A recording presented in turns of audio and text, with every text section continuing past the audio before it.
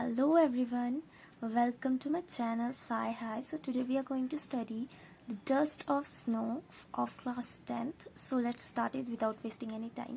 So ये जो poem है वो रॉबर्ट फ्रॉस्ट ने लिखी है. ये एक अमेरिकन पोएट है और नेचर लवर है. ठीक है, तो इन्होंने छोटी सी पोएम लिखी है 2 स्टेंजास की, और उसमें इस पोएम में इन्होंने नेचर और ह्यूमंस के बीच में रिलेशंस बताने की कोशिश करी है कि कैसे 2 नेगेटिव चीज़ें पॉजिटिव बना देती हैं, जैसे माइनस माइनस प्लस हो जाता है. तो यहाँ पे एक हेमलॉक ट्री और क्रो है और डस्ट ऑफ स्नो है थोड़ा, और पोएट का मूड खराब है. सो हेमलॉक ट्री एक पॉइजनस प्लांट होता है जिसके वाइट फ्लावर्स होते हैं, और क्रो तो सबको जानते हो, आप सभी क्रो को जानते हैं. सो हेमलॉक ट्री और क्रो ये दोनों डेथ और डिप्रेशन को सिंबलाइज करते हैं. डस्ट ऑफ स्नो का मतलब होता है छोटे छोटे स्नो के पार्टिकल्स. ठीक है, जो स्नो के पार्टिकल्स हैं वो जॉय और ऑप्टिमिज्म को सिंबलाइज करते हैं. तो यहाँ पे ना हेमलॉक ट्री के नीचे जो पोएट है वो आके बैठ गया, उसका मूड बहुत ज़्यादा ख़राब है, वो डिप्रेस्ड है, वो अपनी लाइफ को ख़त्म करने का सोच रहा है. लेकिन उसी टाइम एक क्रो आता है इस हेमलॉक ट्री पे, और वो ऐसी ट्री को हिलाता है तो उससे कुछ dust of snow, particles of snow जाके पोएट के ऊपर गिर जाते हैं, क्योंकि पोएट तो हेमलॉक ट्री के नीचे ही बैठा है. तो जब क्रो आता है हेमलॉक ट्री पे और वो उसे हिलाता है ट्री को, तो जो स्नो है ट्री पे वो थोड़े से पार्टिकल्स छोटे छोटे स्नो के पोएट के ऊपर गिर जाते हैं, और इससे पोएट का मूड अच्छा हो जाता है. ठीक है, तो पूरी यही पोएम है, एक बार हम देख लेते हैं. The way a crow shook down on me, the dust of snow from a hemlock tree has given my heart a change of mood and saved some part of a day I had rued. Rude मतलब होता है regret करना किसी चीज़ को. ठीक है, so the way a crow shook down on me the dust of snow from a hemlock tree. तो poet बोलते हैं मैं तो जो है हेमलॉक ट्री के नीचे बैठा था, तभी एक क्रो आया और उसने ऐसे ट्री को हिला के मेरे ऊपर डस्ट ऑफ स्नो गिरा दिया हेमलॉक ट्री के ऊपर से. और जो मेरा मन, जो मेरा हार्ट डिप्रेस्ड था, नेगेटिव था, has given my heart a change of mood. मेरा मूड चेंज कर दिया पूरी तरह से. मतलब इन दोनों नेगेटिव चीज़ों ने मिल के मेरे मूड को पॉजिटिव बना दिया. And save some path of a day I had rude. मतलब कि मैं यही डिप्रेशन में, मूड ऑफ में, जो बचा खुचा अपना दिन रिग्रेट में बचा खुचा दिन अपना रिग्रेट में जीने वाला होता, मूड ऑफ में जीने वाला होता, नेगेटिविटी में जीने वाला होता, उसको इन दोनों नेगेटिव चीज़ों ने पॉजिटिव बना दिया.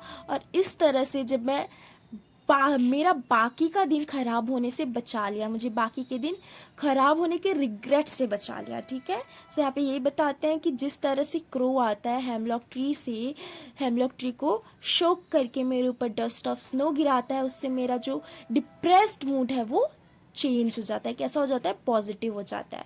और जब उनका डिप्रेस्ड मूड पॉजिटिव हो जाता है तो जो वो आने वाला दिन डिप्रेशन में और एंजाइटी वगैरह में जीने वाले थे, जो एक तरह से रिग्रेट में दुखी होके जीने वाले थे, अब वो आने वाला जो बचा खुचा दिन है, मतलब वो जो दिन उनका है वो ख़राब होने से बच गया. ठीक है, सो ये है पूरा इसका मतलब.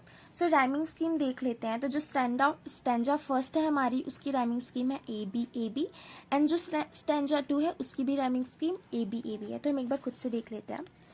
द वे अ क्रो, देखो राइमिंग स्कीम में ना हमको लास्ट वर्ड ही देखना होता है. ठीक है, क्रो मी, क्रो और मी क्या राइम कर रहे हैं? नहीं, तो हमने इसको ए नेम दे दिया, और मी राइम नहीं कर रहा तो ये बी हो गया. Snow, crow snow, crow snow rhyme कर रहा है, सो ये ए हो गया.